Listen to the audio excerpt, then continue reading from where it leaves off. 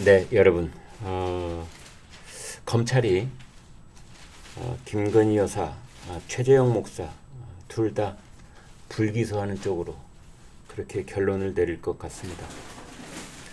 수사심의위원회가 김건희 여사는 불기소, 최재형 목사는 기소 이렇게 엇갈린 권고를 내놓기는 했지만 최종적으로 디올백 수술을 직무 관련성이 적다 이렇게 판단을 해서 심우정 검찰총장이 오늘 최종적으로 결정을 할 것으로 보입니다.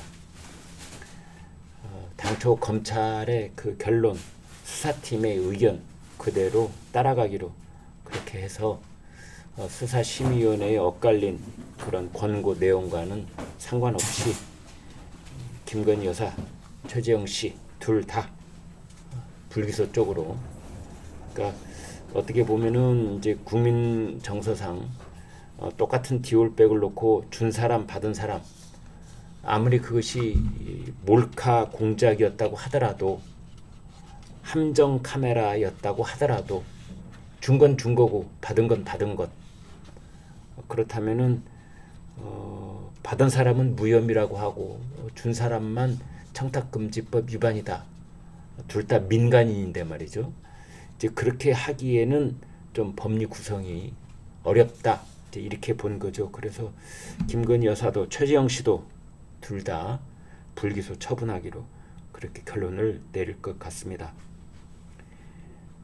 서울중앙지검 형사 1부 부장검사 김승호 수사팀이 회의를 길게 했습니다. 그래서 김건희 여사도 그렇고 최재형 씨도 그렇고 어떻게 할까 뭐 여러 가지 논의가 오고 갔는데, 똑같은 사건을 놓고 한 사건을 놓고 수사심의위원회를 두 번을 열었던 것 전례가 없는데, 아무튼 두 수사심의위원회를 종합을 해서 처분을 결정한다. 이제 이렇게 보기로 한 겁니다.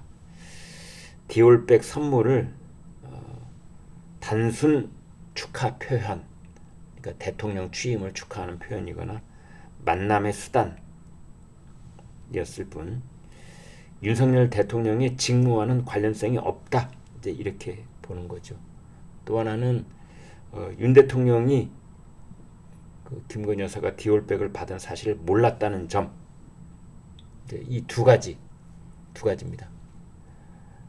그래서 최종적으로 김건희 여사를 불기소 결론을 내렸다 이렇게 보면 되겠습니다. 이창수 서울중앙지검장 아마 오늘 이제 대검에서 주례 보고하는 자리가 있는데, 그때 심우정 검찰총장에게 이 같은 수사팀의 의견을 전달할 것으로 보입니다. 그러면 아마 그 이제 이창수 서울중앙지검장의 최종 보고와 의견을 들은 뒤 심우정 신임 검찰총장이 결정을 바로 그 자리에서 내릴 것으로 보입니다. 검찰은 수사심의위원회가 내린 최재형 씨 기소 권고 결정 역시 직무 연관성을 인정한 결과라기보다는 법원의 판단을 받아보자는 쪽에 가깝다고 보고 있습니다. 그래서 수사심의위원회 상황을 잘 아는 관계자는 이런 말을 했다고 그래요. 위원 중에 직무 관련성이 있다고 판단하는 사람은 소수였다. 검찰은 수사심의위원회의 결론을 존중을 해서 김 여사는 불기소, 최재형 씨는 기소 하는 방안을 일부 검토하기도 했는데, 그럴 경우에는 김건희 여사를 봐주기 하는 것 아니냐, 이런 논란이 있을 가능성이 있기 때문에 아예 둘 다 불기소 이렇게 할 것으로 보입니다. 검찰의 최종 처분이 이제 이번 주에 아무튼 일단락이 될 것 같은데요. 그러나 도이치모터스 주가 조작 의혹, 이것에 대해서는 검찰이 고민이 깊어갑니다. 서울 고등법원에서 김건희 여사와 비슷한 처지에 있었던 쩐주였던 손모 씨에 대해서 징역 6개월에 집행유예 1년 유죄 판결을 내린 바 있기 때문에 김건희 여사에 대해서도